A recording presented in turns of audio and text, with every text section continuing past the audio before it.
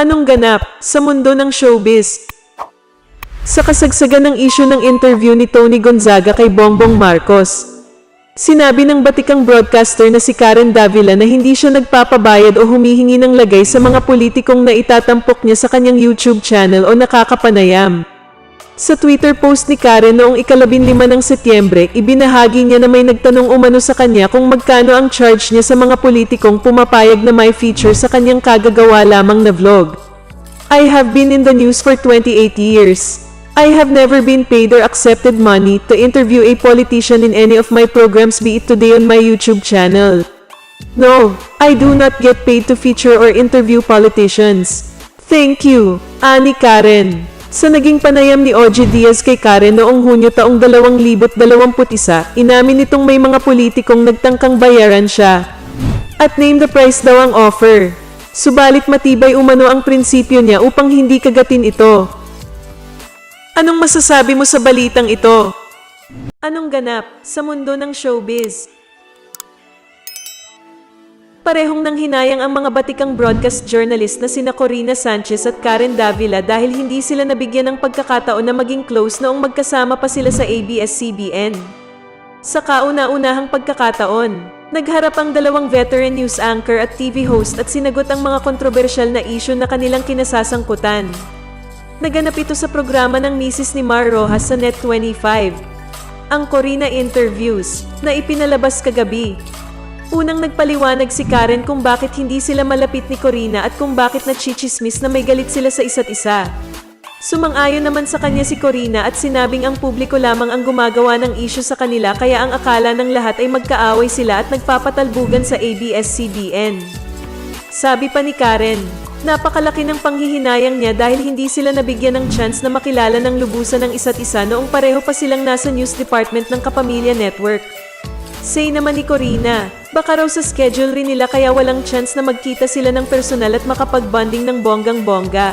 Bakit ba ang tingin ninyo magkagalit kami ni Karen Davila? Yun. Sige, ikaw nga, sagutin mo nga yun. Ako may sagot ako dyan. No, I think, may sagot ka dyan? Yes, may sagot ako No, dyan. ang feeling ko, because, siguro nga, I mean, work-wise, parang, it was such a competitive environment where we used to work. So parang they would always pit people against each other, perhaps. It would be that, let's say, after Corina, nandyan si Karen. So, you know, napakahirap rin yun for any woman. Any woman. Kasi nga, you feel minsan, either may hinahabol ka or hinahabol ka. You understand? So, Yes. No, but they're designing the race. yeah, It's everybody yes. else. It's everybody else. Yes. I Diba? agree with you. Kasi I would have to say nga, and I mean this like from the bottom of my heart,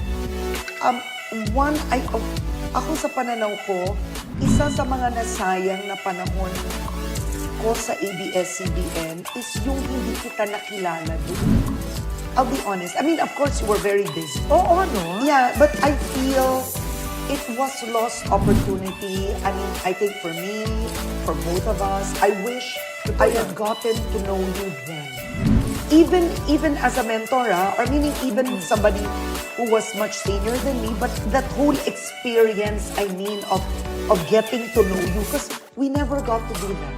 We never got to do never. that. I think, una, sobrang busy. Sobrang Diba? busy. Sobrang busy. Yeah. Iba-ibang schedule natin. Oo. I mean, it's not like nakakahuntahan ko ng madalas si Yeah. Bernadette or even Lauren. Yeah, yeah. Talaga nakakausap ko lang si Ted kasi siya yung partner You were ko. together all the time. Oo, di ba? Hindi ka So, niligawan ni Ted? Ever? Di ba show ko to? Bakit ako Parang yung naisip ko, tinatanong? sa tagal ninyo ni Ted. Sa tagal ninyo ni Ted. Or may asawa na ba si Ted noon? Hindi May asawa na siya Pero nun. nung na-meet mo siya, May asawa na si Ted, 12 years old pa lang, may asawa na. Ano ba?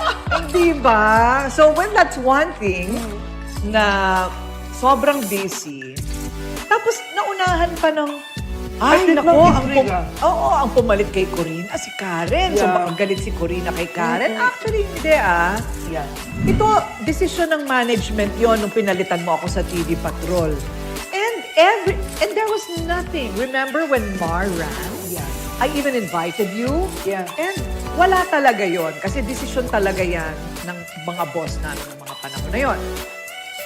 Pero ayan na, naunahan na ng mga intriga dito, intriga doon, tapos hindi pa tayo magtagpo sa schedule. Yeah.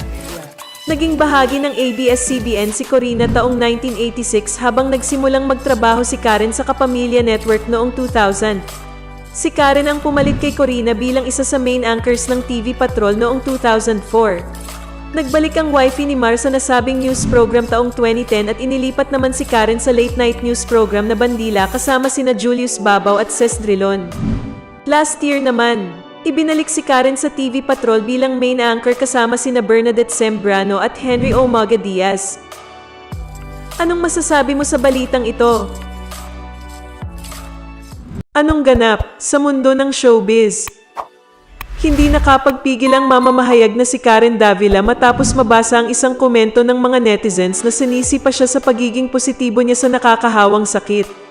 Sa kanyang post sa Instagram ay ibinahagi ni Davila na siya ay positibo sa COVID-19 kasama na rin ang kanyang pamilya. We are recovering quite well but many families could be suffering as they quarantine from home. Sabi ng mamamahayag.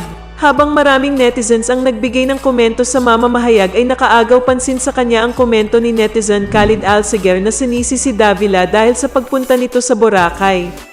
Ayon kasi sa netizen ay wala na daw ginawa ang mamamahayag kundi gumala. All she does is travel and go out with her family to Boracay. Sabi ng netizen, Khalid Alceguer, all she does? Dude, I've been a full-time working mother all my life. Don't you dare make mothers feel guilty for wanting a vacation at wanting to spend time with their kids. Get a life, man. Tugon ni Davila. Ibinahagi din ni Davila ang nasabing palitan ng mensahe sa kanyang Instagram story upang makita pa ng kanyang mga followers ang ginawa sa kanya ng netizen. Sa ngayon ay nagpapagaling ang mamamahayag kasama ang kanyang pamilya, ngunit nagtatrabaho pa rin ito sa kanyang tahanan. Anong masasabi mo sa balitang ito? Anong ganap sa mundo ng showbiz?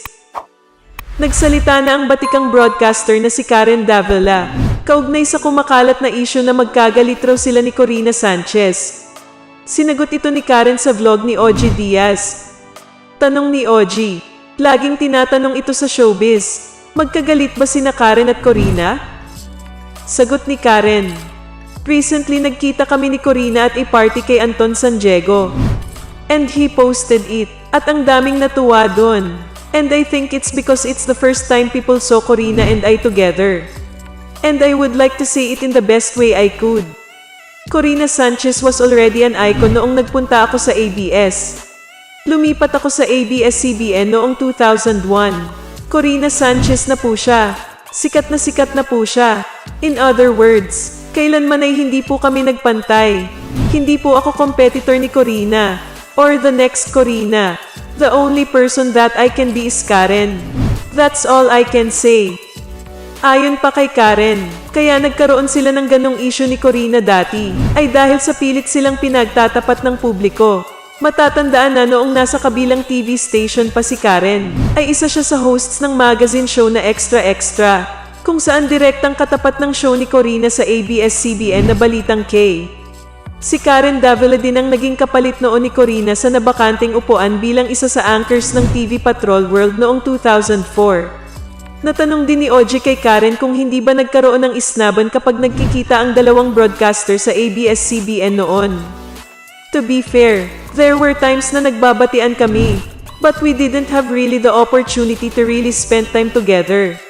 Nasayangan lang ako in ABS. Was I wish Corina and I met in different circumstances. That I got to know her cause people tell me she's a good friend, a loyal friend to have. Sagot ni Karen. Anong masasabi mo sa balitang ito?